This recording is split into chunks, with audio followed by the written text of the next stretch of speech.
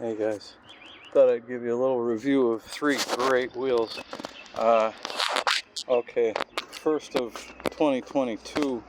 This one came prematurely. I got it in February, so it's almost a year and a half old. But for the first year, I barely got to ride it until about October, which is about when I got this wheel. This one I put 4 controllers in it. Gosh, Kingsong, and those sliders were awful. The fender didn't last because the wire nuts without the original fender. These things are great. And along came the Master, so this became the trail wheel, that became the road wheel quickly. And the biggest problem I had with this, is the wheel wasn't balanced. There's something in that motor that's offset balance, and ultimately I ended up with this. Now part of that might be my excessive size valve stem there, but I had the same problem with the original tire too. And with Shinko 244, it did the same thing, but I was able to burn it in. I tried burning this in, and I don't know, it just didn't make much difference. So I've been to 50 with it, without getting the tire balance.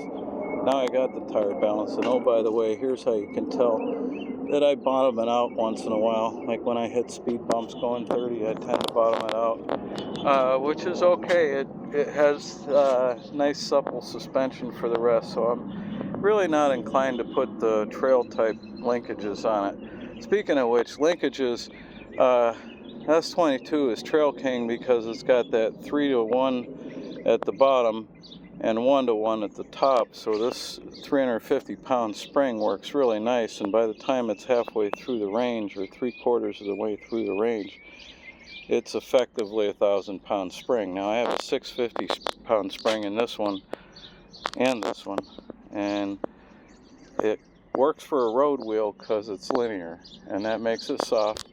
And it means you can bottom out with a speed bump, but like a car, I don't want a speed bump full speed. Well, I kind of do because it's fun, but anyway. That brings us to the T4.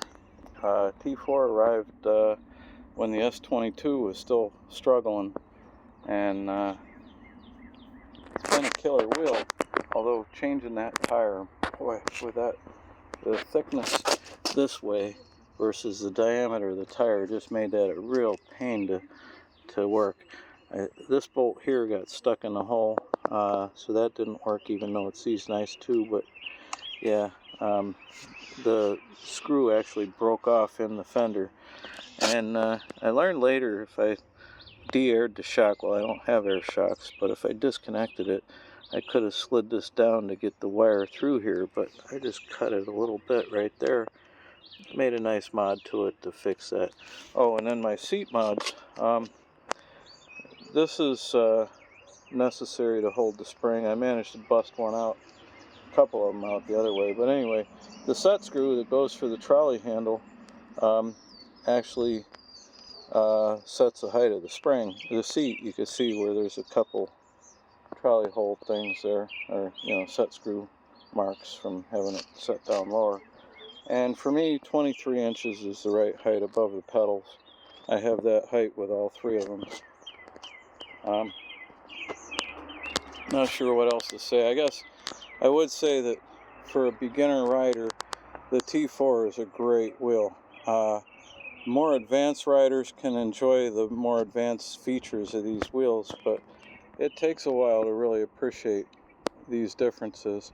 A friend of mine who's been riding about a year and probably about 2,000 miles, I'm guessing, had a good time with the S22.